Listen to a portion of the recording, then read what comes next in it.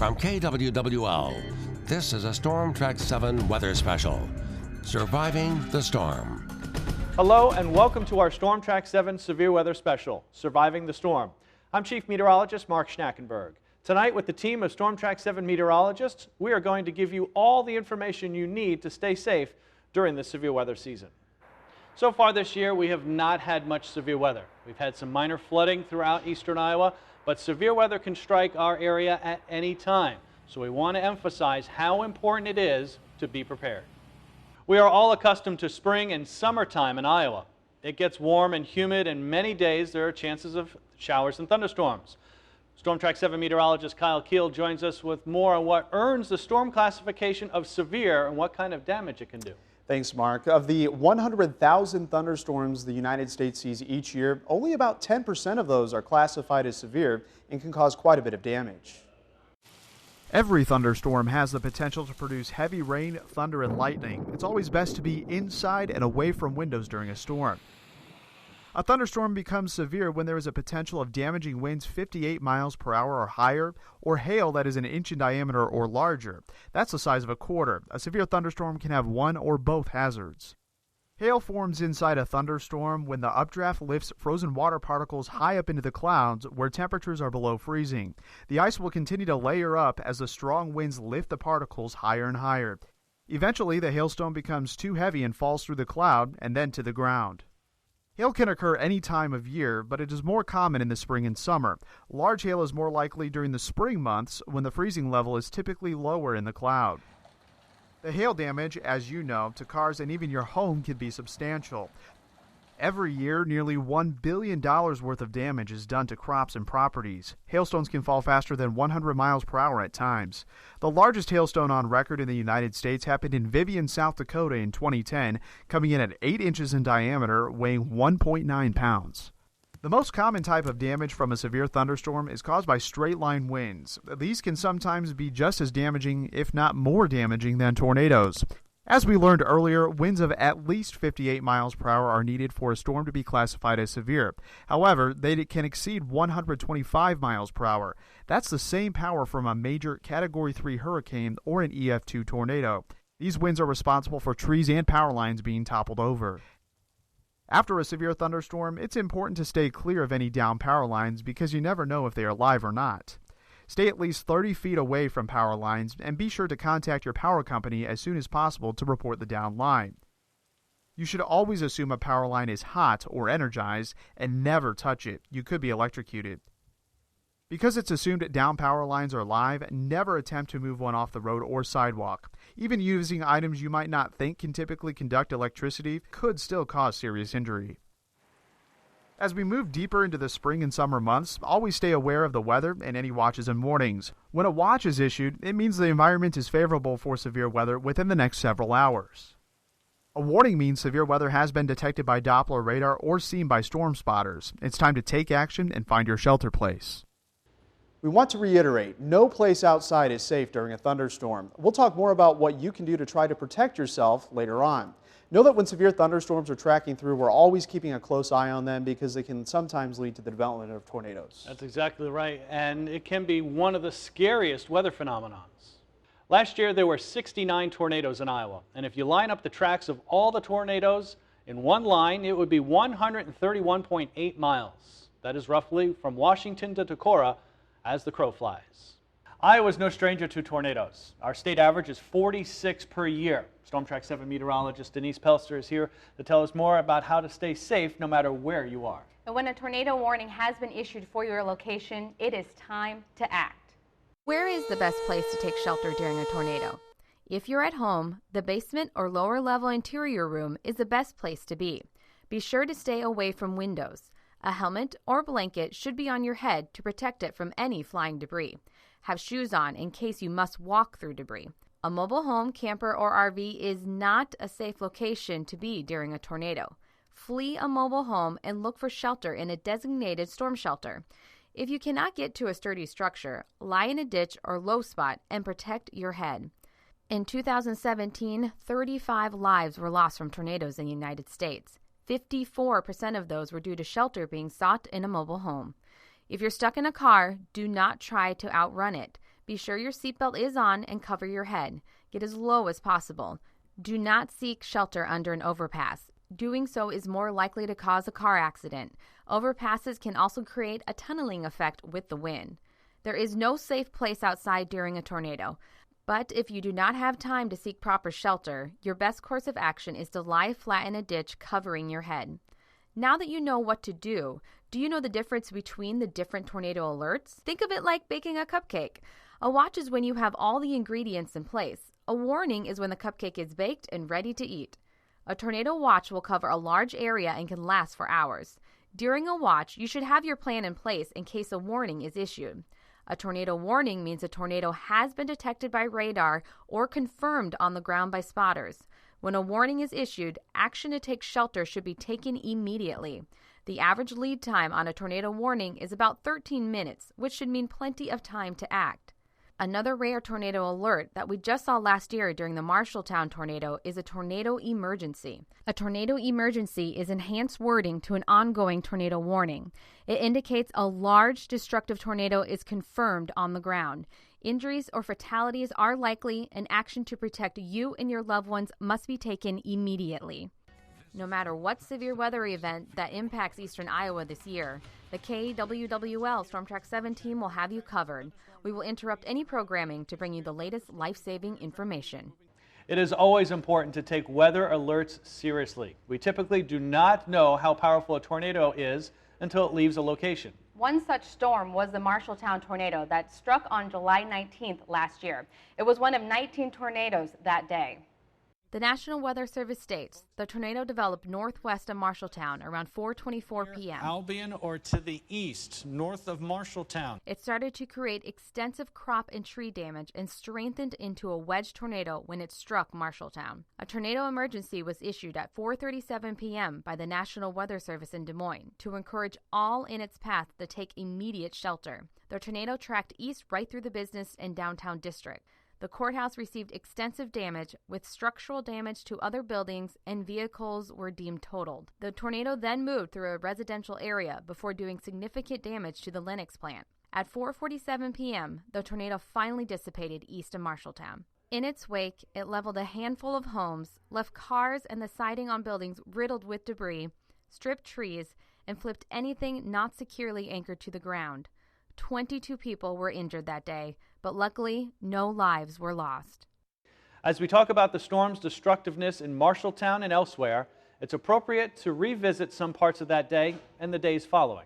Severe storms leave more than just the damage in their wake, like the tornado in Pella, where 7 people were hurt. There's also the emotional aftermath.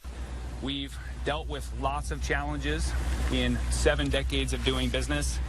This is a new major one. As we have survived and thrived after every challenge we've had thus far, we plan to do so again. This is my mom's wedding dress. She got married in 1990 to my stepdad, and she passed away in 2000. That dress sat in what was once Lacey Smith's garage, but when she came home, my husband told me, the garage is gone.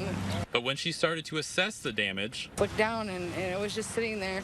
The top of the box was off, but it was just sitting there perfectly fine. Untouched. It's a little dirty. That could be cleaned, but... And what can often be the long process of rebuilding. They're very encouraged by that. I've had a homeowner one time told me that she thought no one cared, that no one was going to come until our volunteers showed up. And she said, this is the first day that I've smiled, that I've laughed, and that I've cried, and I have hope now in the future. But that rebuilding can't happen until the assessments are done. You can see that tornado in Marshalltown slowly spinning. There's the video there as it rips off the spire of a building behind that Hy-Vee gas station.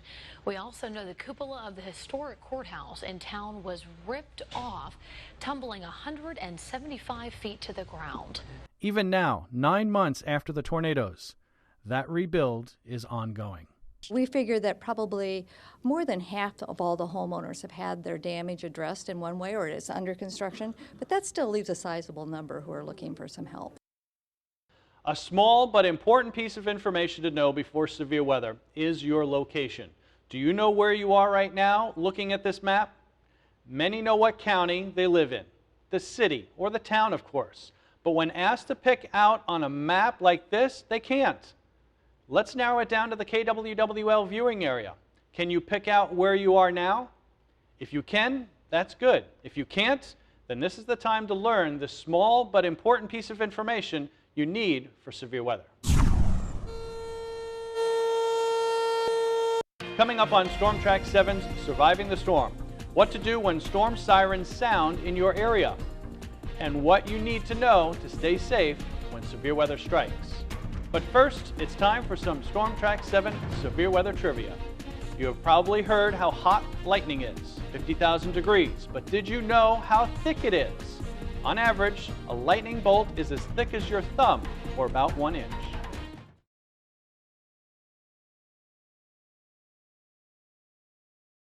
Although we haven't had an active spring, severe weather season is upon us, and many of us hear sirens during a storm. But what are they and why are they activated? Storm Track 7's Olivia Schmidt met with emergency management to find out. When severe weather strikes, your county has emergency management in place, starting with a loud sound, better known as an outdoor warning siren. Outdoor warning sirens are used to warn the public who are outside of an approaching storm. The sirens are used for several reasons. Each county has a different policy in place. However, Black Hawk County activates their sirens for a tornado warning or a severe thunderstorm. But they don't sound for every severe thunderstorm, just ones with 70-mile-per-hour winds or hail at least the size of golf balls.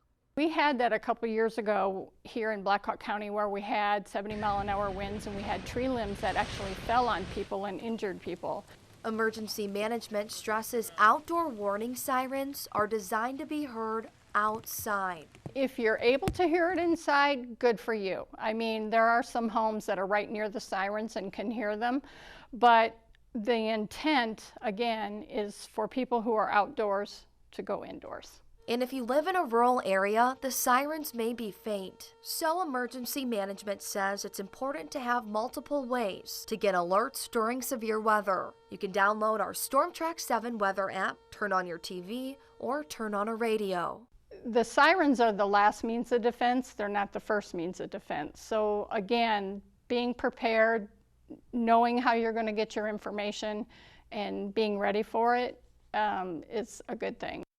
In Black Hawk County, there are 48 sirens total. Emergency management says during severe weather, they'll sound for 1 minute. Coming up, what you need to have at home in case an emergency strikes. But before we take a break, some more Storm Track 7 severe weather trivia. You cannot have thunder without lightning. Thunder is caused by the lightning. Do you know thunder will not travel as far as lightning? It will only travel as far as 12 miles. So if you see lightning and don't hear the thunder, there's a storm more than 12 miles away. Some may call this heat lightning. Sorry, there's no such thing.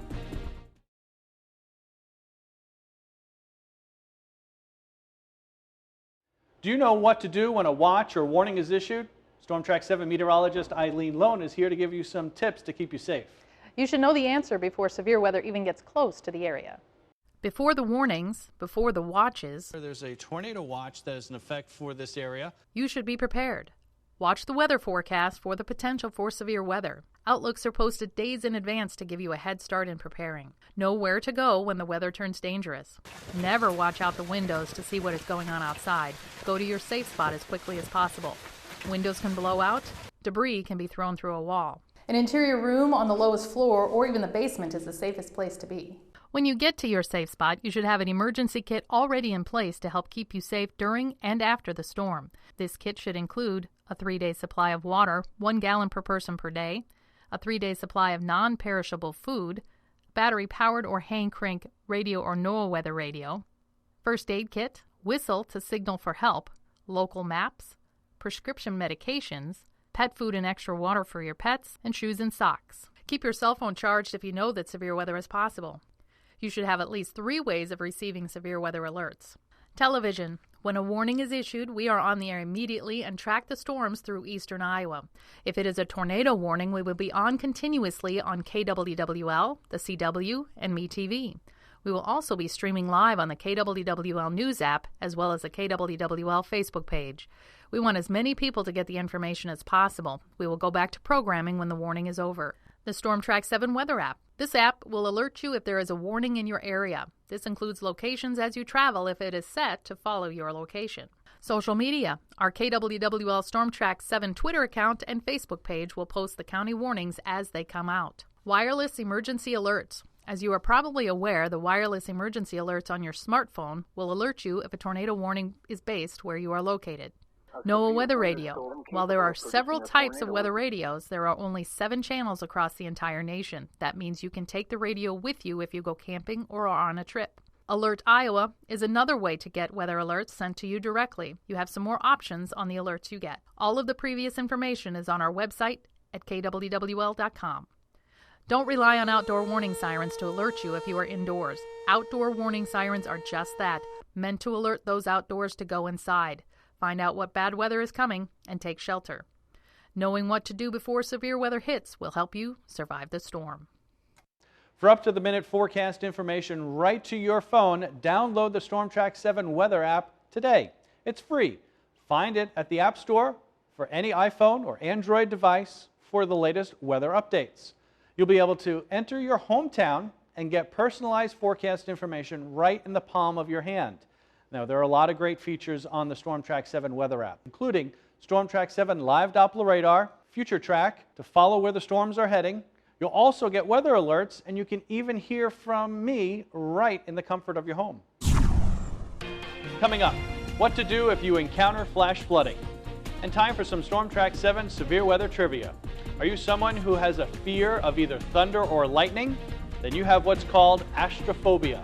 Now, if you study lightning, you are known as a pulmonologist.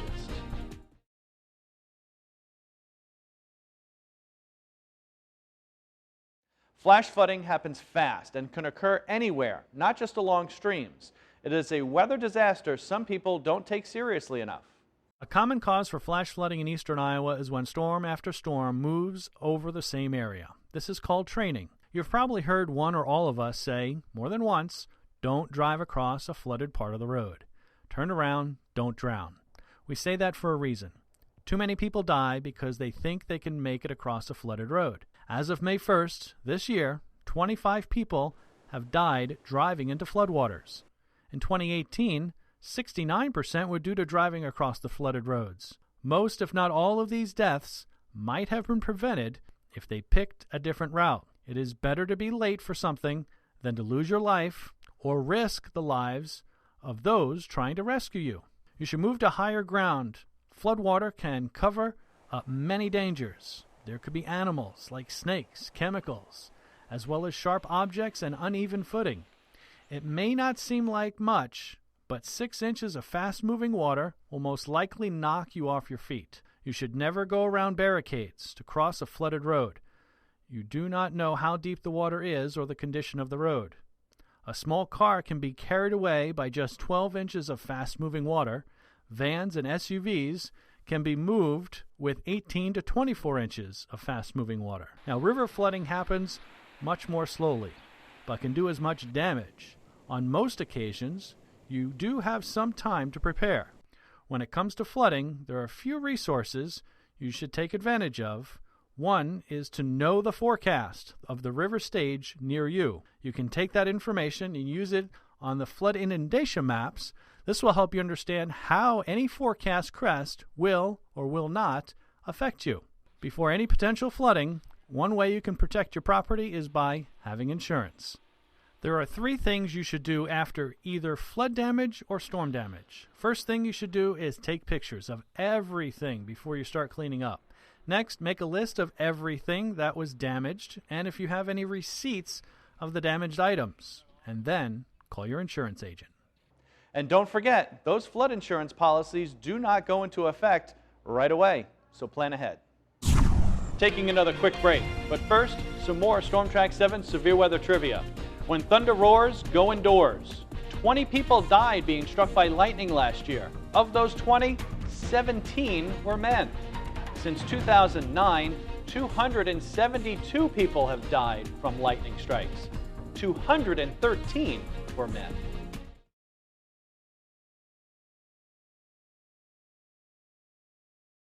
Remember, you can follow us on Facebook to get up-to-date weather information.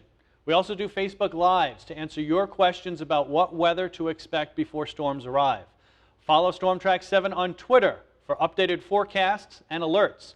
Just search Storm Track 7.